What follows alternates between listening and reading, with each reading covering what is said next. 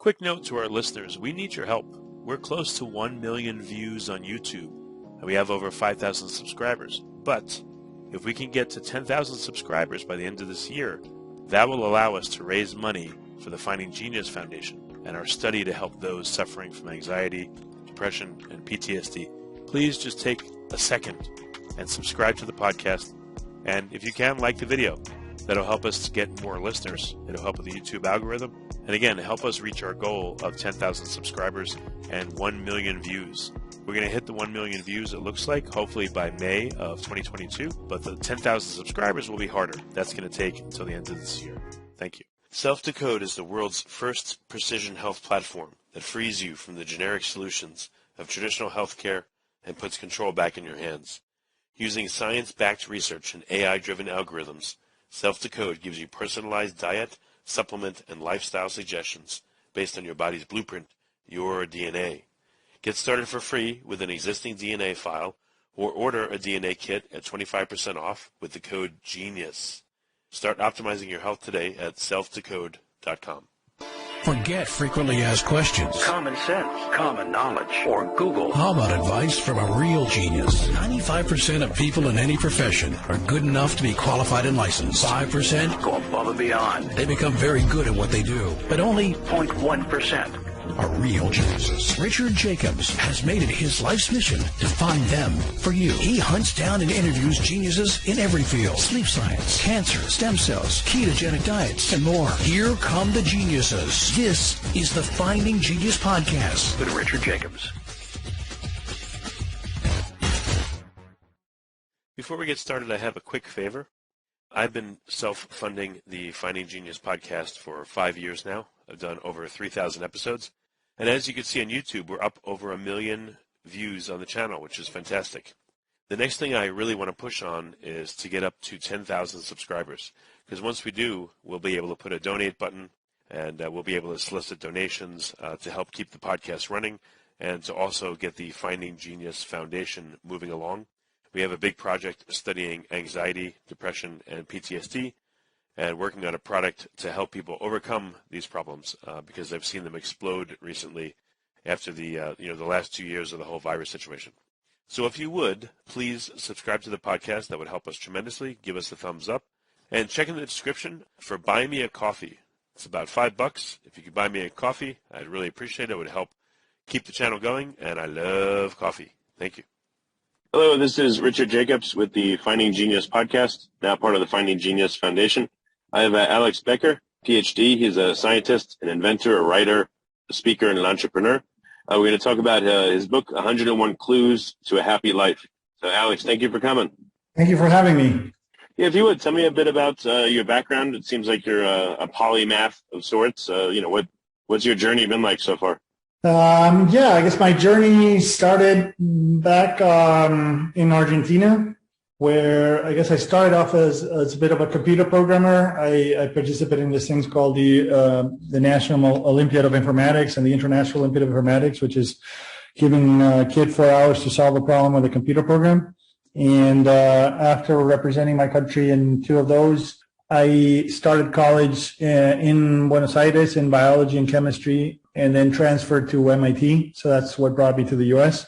I went to Boston, where I studied at Harvard and MIT biology and economics. And then 2 years later, I got a degree from there and drove across the country to establish myself in California to get a Ph.D. at Caltech in neuroscience.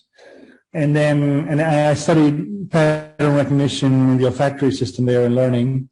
And having finished that, I got a dual appointment between Caltech and a Department of Energy lab called Sandia National Labs out of Albuquerque, New Mexico, doing research at the interface between computation, information, mathematics, and cognition biology.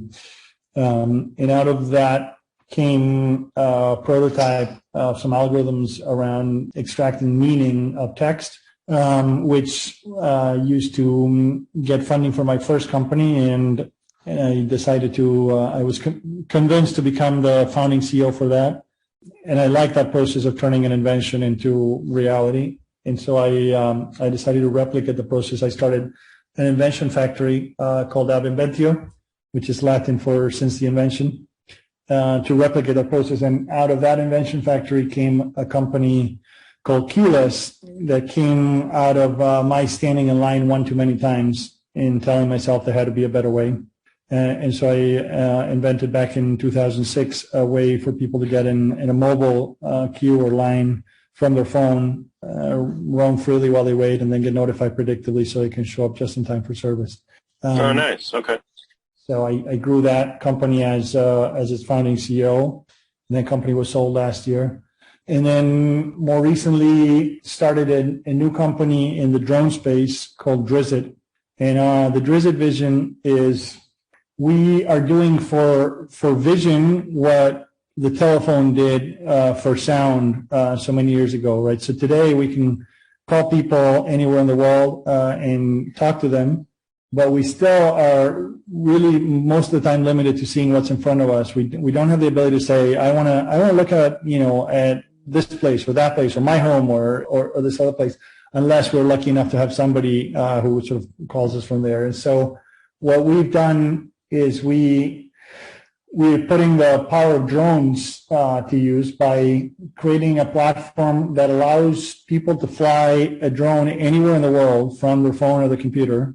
And so they can take off with a drone anywhere they would like to see, fly it very easily from their phone or computer, and then have the drone fly back to base, as soon as they're done. And so it's essentially bringing the shared economy, what Airbnb did for homes and Turo did for cars, doing it with drones, which is actually a much more shareable asset or good than homes and cars. Okay. That's sort of been my trajectory. And then I recently graduated a son to go to college and a daughter who just graduated from college.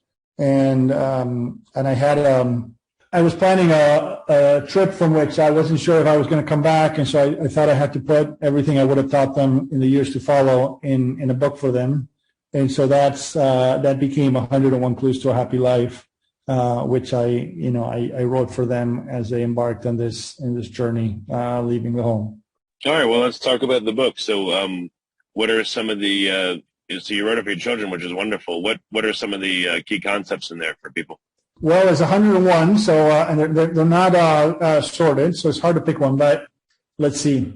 So one that people often don't like to talk about with their kids, but I think that it's important to set them on the right path is I think we have a pandemic going on in the world right now that's not just and it's not the one that we've been talking about for the last 2.5 years, although I've been involved in research on that too, so happy to talk about COVID at some point. And that pandemic is that people, particularly in the US, the UK, some other places, very undersexed. There's less sex. People are having much less sex than they used to have. And that's bad because it's a fundamental part of health and well-beingness and happiness in particular. How do you know that people are having less sex than they used to have?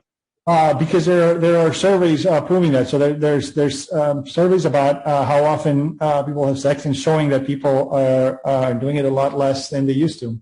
In the UK, in the US. I mean, so. The average American has sex once a week, which that includes everybody who's having a lot more and a lot less. And we eat 3 times a day. We go to the bathroom several times a day. What makes people think that sex is something that really should be had just a few times a month? And there's a lot of evidence that shows that people are happier when they have sex more frequently. So that's one of the 101 clues. Oh, so the advice is just, make time for it more, have it more, or what would be the advice, or is it just something you noticed? Absolutely, yeah, make time for it. Prioritize it. I mean, another one has to do with travel. So, if you ask people what are their favorite things to do in life, almost everybody says travel among them. And yet, you ask people, what are your favorite things to do? And they'll say, spend time with my kids, listen to music, and travel, for example. And then you ask them, well, how often do you spend time with your kids? Well, every day, pretty much. And how often do you listen to music? Well, most days. And how often do you travel? Well, once, 2, 3 times a year. And so there's sort of this massive imbalance between supply and demand in travel. And so on the one hand, that's one of the reasons for the existence of Drizzt is we allow people to go anywhere without the expense in time and money of an actual trip. But on the other hand, the book actually talks about how you can actually make how you can essentially get paid to travel the world. And so there's, with these platforms, with the shared economy upon us, with VRBOs and Airbnbs and Booking.coms allowing you to rent out your home, and with the privilege that we have living in the U.S., which is one of the places with the highest purchasing powers in the world, you can rent out your home in the U.S. and for that amount of money, fly almost anywhere in the world and stay in a place that can be really nice for less money. So essentially, you really get paid to travel the world. And so many of our jobs today can be done remotely. That there's really the fact that work continues is not a reason for many people that stops us from being able to travel. So that's the second one. I've been able to just in the last few months fly to Bali, which was amazing, in Santa Lucia in the Caribbean, in Argentina, and really without spending money for any of those, because again, you can live for less there and live in style than you do in a place like California. Yeah, man, that is excellent. So how long has the book been out, and what kind of feedback have you gotten from readers? The book is just been out in e-format since about a week. It's coming out, actually, the actual book is only coming out later this month, on the 28th. So I actually literally just got the first hard copy today, about an hour ago, which I'm holding. And the feedback so far has been phenomenal. So Jack Canfield, the best-selling co-author of Chicken Soup for the Soul and the Success Principles, wrote, this book is a treasure trove of hard-earned wisdom and bite-sized morsels. If you were to live its precepts and principles, you will end up living a happier and much more fulfilling life, which is an honor to read from somebody like him who's sold over 500 million books. And there's really been, average 5-star reviews so far on Amazon and on the professional reviews. So I'm very, very happy with the response so far, but it's also very early. So, in addition to listing the things to do to, I guess, elevate your level of happiness, do you tell people that in the beginning of the book, here's how you should look at it, pick one thing and do that, or, 5 things or 10 things, or, how do they, when they go through the book, what actions do you want people to take to help themselves? Every clue stands on its own. The book can be read in just 2 or 3 hours. It's a very quick read. It's I believe in succinctness, and so I don't go on and on and on over each clue. I believe that an idea can be explained simply, and so there's essentially about 101 ideas in the book. They're illustrated with cartoons, out of the New Yorker and a whole bunch of different great cartoonists for many of the clues. So yeah, I don't think you need to pick 1 or 2 or 3. I think that happiness comes from a balance and from diversity. One of the things I like, there's a principle of diminishing returns, right? So if you'll get more happiness out of your first night in an incredible destination than you will get out of your second and third and fourth. And likewise, that principle of diminishing returns applies in lots of places. And so it's not about concentrating on one thing and doing only that. It's about really covering all the bases. So you don't need to follow all 101. That's why one of the things that I wrote in the preface is, they're clues. They're not laws, because they help guide you in the direction of happiness, but each person will be different. And so you may find that a few of the clues, don't really apply to you. But all in all, I think that most people will benefit from most of the clues as opposed to just a few. But, you talked, it seems like the law of diminishing returns, like nothing stays exciting forever. So what does that clue suggest to you to do? It suggests, for example, let's say that you have a limited budget and you're trying to decide how to spend that to get happiness. Let's say you're thinking about vacations. So let's say that you are driving from LA to San Francisco. Okay, so you're going to be driving through the California one and driving through Big Sur. So there are two beautiful hotels right in Big Sur, and they're pretty pricey, but they're gorgeous. But Big Sur is really a place that you could really spend one day and one night there and get a good sense of it. So the law of diminishing return says splurge on one night because it's just one. It's, even though it may be expensive per night, it's not going to be a lot. And as opposed to spending a lot of money per night in a 2-week vacation, there you want to be a little more mindful how you spend it. And you're going to get a lot of the happiness you would have gotten out of a week in the great hotel from your first night there. You check in at the beginning, you extend your checkout to the late checkout, and you really get as much out of it as possible. So that's one application of the law of diminishing returns of how you can do. Same thing if you're renting a car for one weekend, you splurge and get a nicer car, but then, save on the big things. Right? For example, another law relates to travel. Another of the clues relates to travel, right? So people often take the comfort of just picking a brand they know, and they'll pick a hotel brand that they know to stay at. And those are not often the most exciting destinations. When you go to an exotic place, usually the most interesting travel experiences come from local, one-of-a-kind places right there, which are often way less expensive because they're run and operated locally. They don't have to pay the franchise fees to the global brands. And so that's a place to save money on. Self-Decode has taken the guesswork out of wellness. By analyzing your genes, lab tests, and lifestyle data, Self-Decode provides the most holistic and personalized plan for optimal health. They're giving our listeners 25% off new DNA kits with the code GENIUS, or you can get started free if you have an existing DNA file. Visit selfdecode.com to learn more.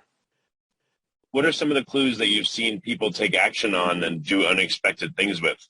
So I'm trying to remember. People have told me these stories. There was a Caltech Ph.D. who recently told me that there was a clue that he was using often. One of them, for example, relates to how. So every day, many times a day, you run into people who are like, "Hi, how are you?"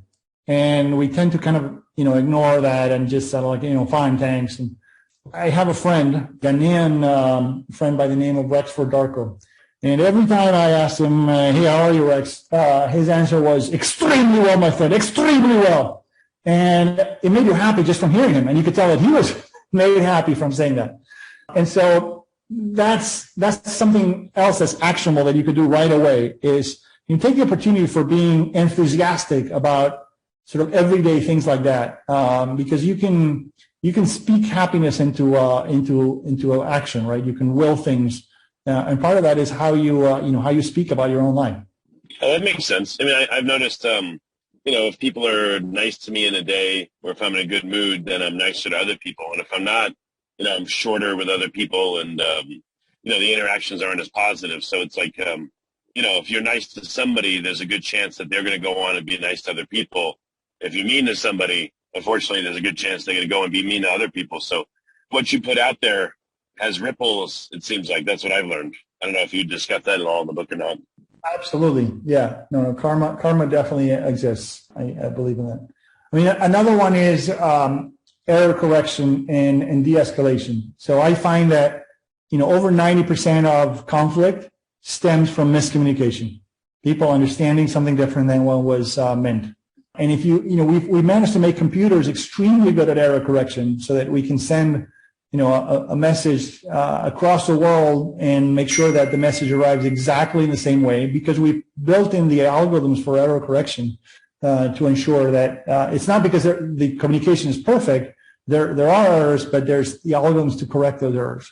And we don't do the same thing with human communication. Most of the time somebody says something, we take offense, and we forget to ask, did you mean this? This is what I understood. Is that what you meant? And if we took the time to do that, we would find that most of the time people did not mean to offend us. My dad has a law saying if If somebody did not actually cause damage to you or did not mean to cause damage to you, then there's no reason you should, feel offended with them. And that's a very simple thing to put into action, is just verify when you think that somebody's told you something offensive, make sure you understood it correctly, right? Repeat it back to them and see if you got it right. On the same clue, there's really a second one listed, which is de-escalation, right? Every time there's a beginning of a conflict, there are typically two ways to handle it. And, one could say there's two kinds of people, but there's really two kinds of ways to react, and the same people can react to it. One is a way that escalates, right? So you become upset at something that was said, and you say something back that's maybe a little mean, and that gets the other person to react even more, and pretty soon it's out of control, right? And that, we've all seen those positive vicious cycles. The other one is de-escalation, where you bring it a notch down. You bring it down, sometimes with humor, for example. And that can be extremely effective. When you introduce a sort of a damping down of that escalation, people who have the ability to do that live so much more happily, because you are constantly bringing things, down a notch instead of escalating. So that's another example. Okay.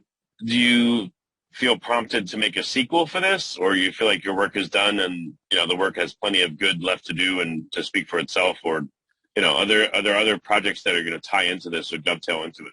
That's a really great question. Nobody's asked me that before, but you are absolutely right. Once I had written this, I realized that I was already coming up with more that did not fit in the first book, and so I've actually I'm probably about halfway through the sequel.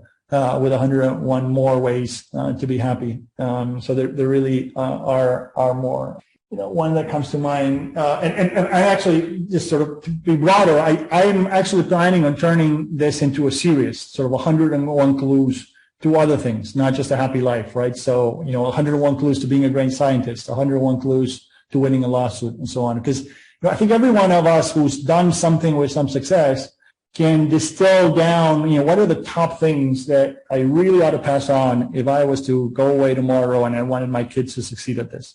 And you really should be able to write each of those in no more than a page. And I don't think it takes more than 101 to relay the most important ones, perhaps. So that's one direction in which this project is going. Did you have to push it? Did you set a goal of 101 and then you're like, all right, I'm going to rack my brain to get 101? Like, was that part of the process of doing it? Or, if there's only a few things really that would be most helpful, or if people are going to take away maybe one or two things, maybe the number should be 21 or 7, or is there a use in having so many? I have found that it really, the key to happiness is not in just, 1, 2, or 3, or even 10. So I did not start off with a goal of 101. It kind of naturally, progress to that order of magnitude. I think it takes that much. Now, in other areas, so I have written another book that I've yet to publish that is called 25 Blunders You Can't Afford to Make in the Board of Directors. And so when it comes to blunders like that, then I think that a smaller number like 25 actually, covers it. But yeah, I do think that it takes, there's a number of things that lead to happiness, and it's not just a small little number. So, how has this changed your inventing and your company creation? Does it interface with it at all? Has it helped you win more business, or has it helped you with your own ideas? It's a good question. I haven't really asked myself that yet. I think it's too early to know because the book will only be out later this month. I do think that this idea of balance has permeated my work life. This idea of letting people work from anywhere has permeated the work environment at each of my companies. We hire the best people anywhere in the world, and we let them work from anywhere. So that's there. The idea that work doesn't come. It's not a 9 to 5, right? If your daughter has a concert or your son has a soccer game, in the middle of a weekday, you better stop that work day and go and be there and not miss it. And conversely, if somebody calls you for something important, you don't hang up on the call at 5 p.m. and say, the day is over and, now I'm going home. So I think that the idea of a more flexible interplay between work and play and recreation has definitely permeated my my companies. Yeah, as the book gets, even more traction, maybe you could do something like 101 ways people have implemented the clues and their stories. That might be a cool follow-on that, you can get content kind of out there from the users of it, maybe expand upon it. That's a great idea. That is a great idea. So, in fact, that kind of builds on Jack's fantastically successful Chicken Soup for the Soul series, which were stories by people. So, I think that is a great idea. Yeah. Yeah. One of the other concepts that did not make its way into this book, but it will make its way into the sequel, is the idea of intentional. You could call it intentional deprivation, right? So the idea that, as a neuroscientist, I know that the brain perceives only differences. If we get used to something, we adapt to it and we stop getting pleasure out of it. And so it's the changes that are required to provide happiness. And so when you think about, for example, I've got my kids half the time, and that has made it so much more enjoyable. The time that I do have with them, I make sure to do something fun with them and do something meaningful. And so the days that I don't have them are really key to really enjoying the days that I do have with them. When I leave my house, for example, if I rent out my house and I go to Bali, it makes you miss my house. So that environment will be amazing. But when I come back, and I sit down at the grand piano, I enjoy it in a way that I wouldn't enjoy it if I had it every single day. I'm like, okay, let's compose a song today because, I'm not going to have a piano next week. So this idea of intentionally creating scarcity to enjoy things more, I think, is an important concept. Well, going back to the sex once a week, maybe once a week is better because it makes it more exciting. Maybe that's an excuse, unfortunately, that, certain partners and relationships are using to deny it so often. Some things you just can't get enough of. I don't think that eating once a week would be a good idea, and the data suggests that people are happier with more.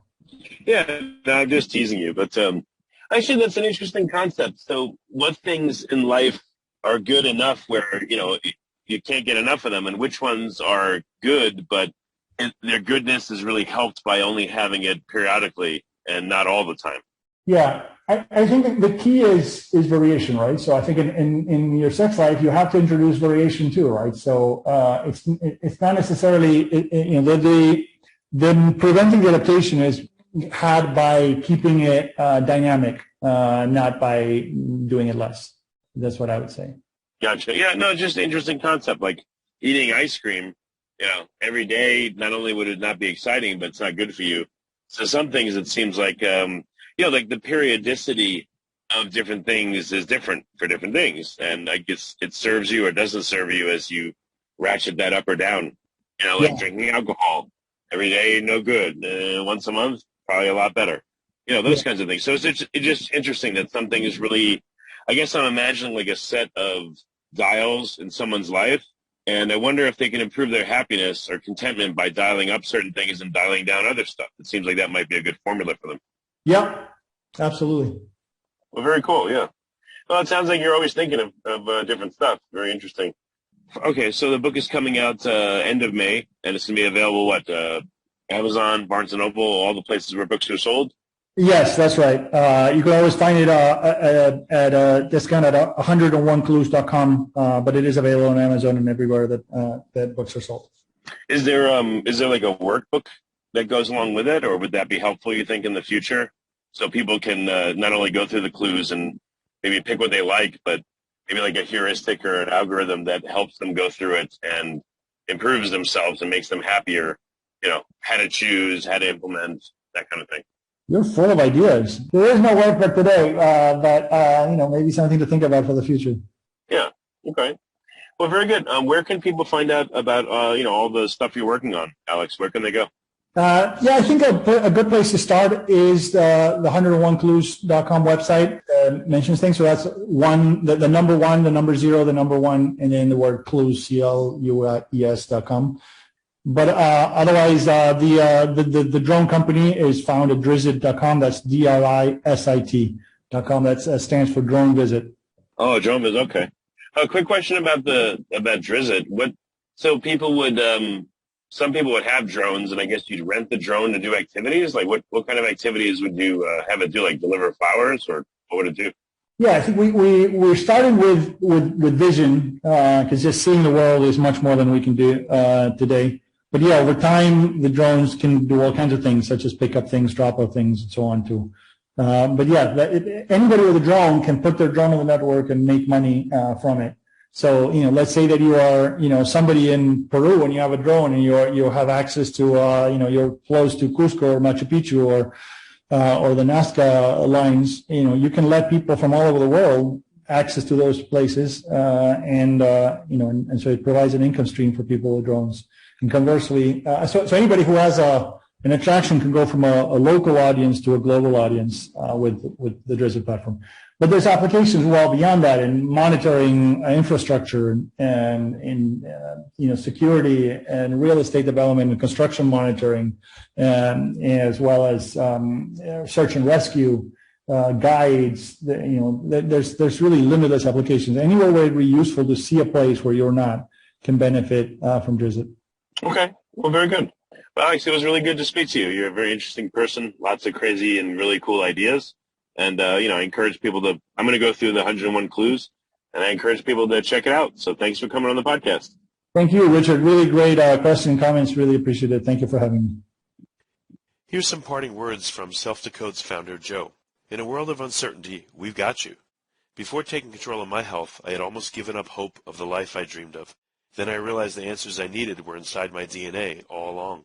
Let us help you find yours. Start free with an existing DNA file or use code GENIUS to save 25% on a kit. A healthier life is waiting for you at selfdecode.com. You've been listening to the Finding Genius podcast with Richard Jacobs. If you like what you hear, be sure to review and subscribe to the Finding Genius podcast on iTunes or wherever you listen to podcasts. And want to be smarter than everybody else? Become a premium member at findinggeniuspodcast.com. This podcast is for information only. No advice of any kind is being given. Any action you take or don't take as a result of listening is your sole responsibility. Consult professionals when advice is needed.